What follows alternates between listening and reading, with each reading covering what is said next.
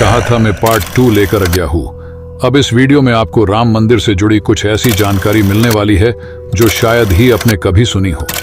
मैं मानता हूं कि अयोध्या स्थित भगवान श्री राम जन्मभूमि मंदिर का पूरा इतिहास शब्दों में समेटना किसी के लिए संभव नहीं है, क्योंकि इसके ऐतिहासिक और कानूनी महत्व को तो फिर भी काफी हद तक समेटा जा सकता है, लेकिन इसके असीमित धार्मिक और पौराणिक मान्यताओं और उनसे जुड़े तथ्यों को शब्दों में सहेजना असंभव है।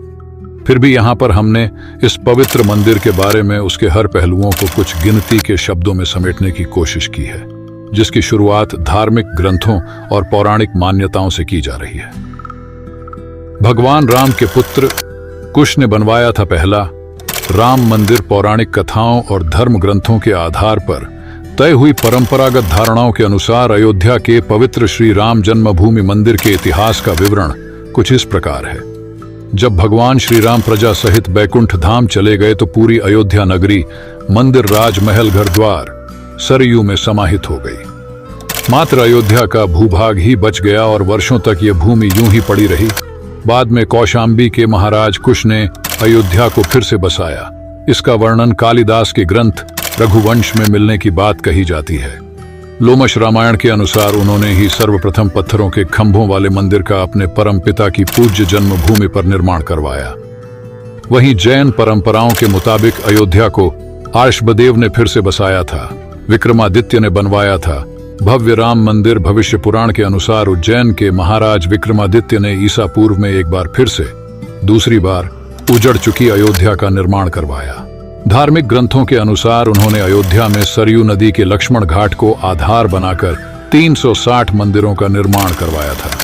वे भगवान विष्णु के परम भक्त थे और इसीलिए उन्होंने ही श्री राम जन्मभूमि पर एक भव्य मंदिर का निर्माण करवाया था। हिंदू पक्ष का दावा रहा है कि बाबर से पहले भी 1833 में मुस्लिम आक्रमणकारी सालार मसूद ने जन्मभूमि मंदिर को ध्वस्त कर दिया था। उसके बाद गहड़वाल वंश के राजाओं द्वारा इस पवित्र मंदिर का फिर से निर्माण तीसरी बार करवाया गया था। 11 में गुरु नानक देव जी ने किए थे। जन्मभूमि के दर्शन अयोध्या में राम जन्मभूमि मंदिर पर विवाद की कहानी की 1528 से शुरू हुई। हिंदुओं का दावा रहा है कि मुगल आक्रमणकारी बाबर ने उस पवित्र जगह को तोड़कर उस पर मस्जिद का निर्माण करवा दिया। अयोध्या राम जन्मभूमि बाबरी मस्जिद विवाद पर अपना ऐतिहासिक फैसला देते समय सुप्रीम कोर्ट ने उन सिख ग्रंथों को भी अहम सबूत माना है, जिसके मुताबिक सिख धर्म के संस्थापक गुरु नानक देव जी आक्रमणकारी बाबर के भारत आने से पहले ही भगवान राम की जन्मभूमि के दर्शन के लिए अयोध्या पहुंचे थे। गुरु नानक देव जी 1510 से 1511 के बीच अयोध्या आए थे, जबकि बाबरी मस्जिद 1528 में बनाई गई थी। इतिहासकारों के अनुसार वहां पर बाबर के कहने पर उसके एक सूबेदार ने मस्जिद का निर्माण करवाया था। 1859 में राम चबूतरे पर फिर से पूजा की मिली इजाजत राम मंदिर और बाबरी मस्जिद के विवाद को लेकर जन्मभूमि के आसपास के इलाके में पहली बार 1853 में दंगों का जिक्र मिलता है। 1859 में अंग्रेजों ने इस विवाद को रोकने लिए मुसलमानों को ढांचे के अंदर और हिंदुओं का राम चबूतरे पर पूजा अर्चना की इजाजत दी। 1885 में पहली बार महंत रघबीर दास बाबरी मस्जिद के पास मंदिर निर्माण को लेकर फैजाबाद कोर्ट में एक याचिका लगाई, जिसे कोर्ट ने ठुकरा दिया। 23 दिसंबर 1939 को ढांचे के अंदर अचानक रामलला की मूर्ति पाई गई। 23 दिसंबर 1939 को राम जन्मभूमि मंदिर के इतिहास में एक बार से जबरदस्त मोड़ आ गया। उस दिन रामलला की प्रतिमा मस्जिद के अंदर अचानक से विराजमान पाई गई। यह विवाद इतना बढ़ा कि आखिरकार तत्कालीन सरकार उस ढांचे को विवादित मानकर उस पर ताला लगवा देना पड़ा।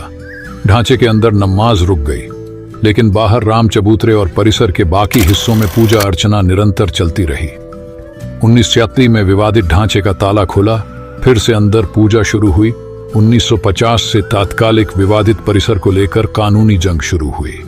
गोपाल विशारद और रामचंद्र दास ने ढांचे के अंदर रामलला की पूजा की इजाजत और उनकी प्रतिमा वहीं रहने देने की अनुमति के लिए फिरोजाबाद सिविल कोर्ट में 2 अर्जी दाखिल की।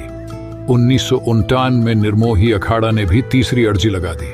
इसके जवाब में 1961 में यूपी सुन्नी वक्फ बोर्ड ने विवादित जगह पर कब्जा लेने और ढांचे के अंदर से मूर्तियां हटाने की अर्जी लगाई।